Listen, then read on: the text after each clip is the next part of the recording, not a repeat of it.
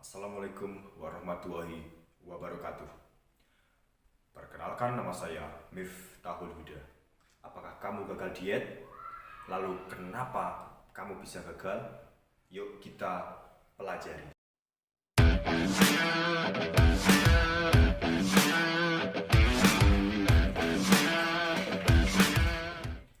Diet bukan hanya sekedar mengurangi waktu makan atau mengurangi jumlah makan, tapi diet ada beberapa hal yang perlu kalian ketahui. Untuk menurunkan berat badan atau diet ada 4 elemen penting yang perlu kalian pahami. Yang pertama, pola makan. Yang kedua adalah aktivitas fisik atau olahraga. Kemudian yang ketiga adalah istirahat. Kemudian yang keempat yang tidak kalah penting adalah pola pikir. Yuk kita langsung bahas satu-satu. Yang pertama, pola makan. Pola makan menjadi faktor utama masalah orang gagal melakukan diet atau menurunkan berat badan. Ada yang sudah melakukan diet, mengatur pola makan, tapi mengaturnya asal-asalan, lalu mereka gagal. Ada juga yang sudah mengatur pola makan, memperhitungkan pola makan tersebut, perhitungannya sudah benar, tapi karena pola makannya terlalu ekstrim atau menu makannya terlalu menyiksa atau tidak enak, mereka menjadi tidak bisa bertahan, kemudian gagal lagi. Dan apakah kalian mempunyai kesulitan tentang pola makan? Yuk kita langsung bahas pola makan seperti apa yang baik dan benar. Dalam pola makan juga ada 4 elemen penting yang harus kalian perhatikan.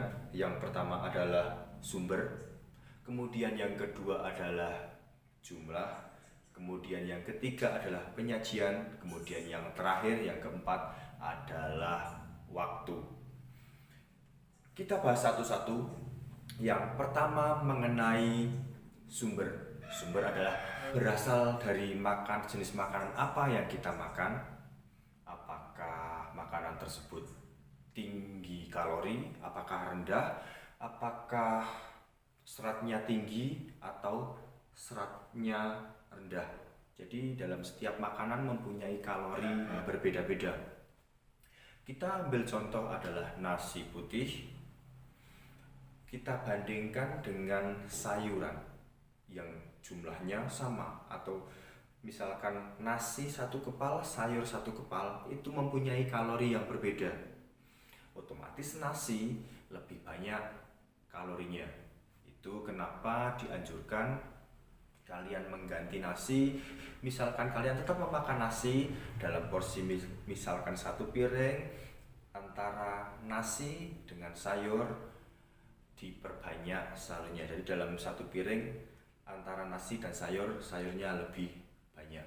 Itu biar kalorinya bisa menjadi lebih rendah. Kita lanjut ke poin yang kedua.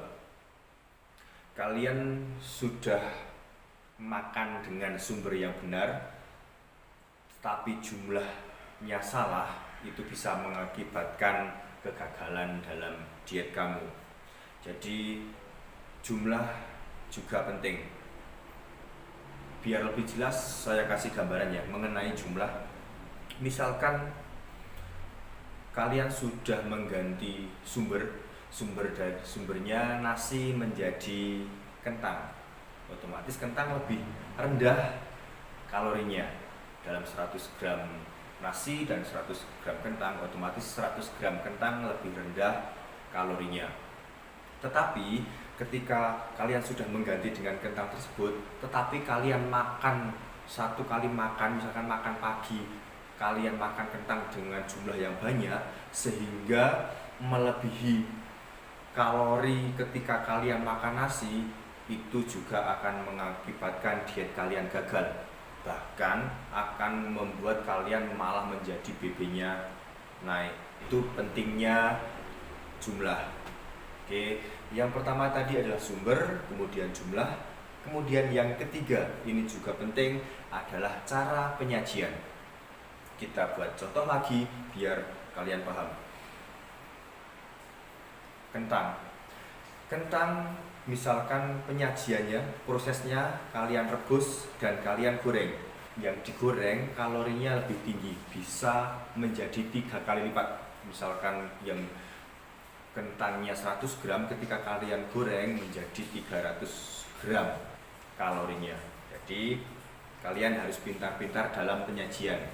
Kalau bisa direbus, lebih baik direbus daripada digoreng, karena digoreng akan menjadikan kalori menjadi lebih banyak. Oke, kemudian poin yang keempat adalah waktu. Kalian mungkin sudah benar memilih sumber, sudah benar dalam jumlah, sudah benar dalam penyajian, tapi waktu makan kalian banyak. Yang seharusnya makan 3 kali sehari, kalian menjadi makan 6 kali sehari, sehingga kalori harian kalian menjadi berlebihan. Itu juga akan mengakibatkan diet kalian gagal. Jadi 4 poin ini sangat penting, yaitu sumbernya dari makanan apa, kemudian adalah jumlah sekali makan itu berapa banyak, kemudian penyajian kalian diproses dengan seperti apa, kemudian yang keempat adalah waktu, berapa kali kalian makan. Semakin banyak waktu kalian makan, otomatis kalorinya akan semakin banyak pula. Itu penjelasan mengenai pola makan.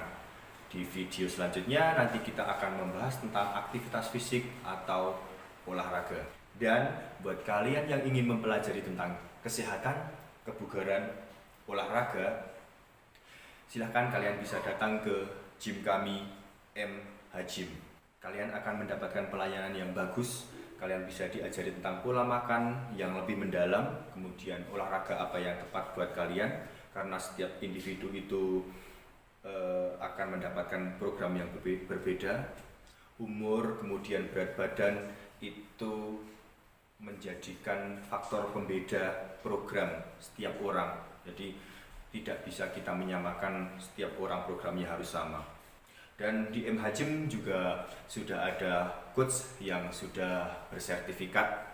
Jadi kalian tidak perlu takut salah pilih tempat. Oke, cukup sekian, sampai bertemu di video selanjutnya. Dari saya sekian. Assalamualaikum warahmatullahi wabarakatuh. Salam sehat.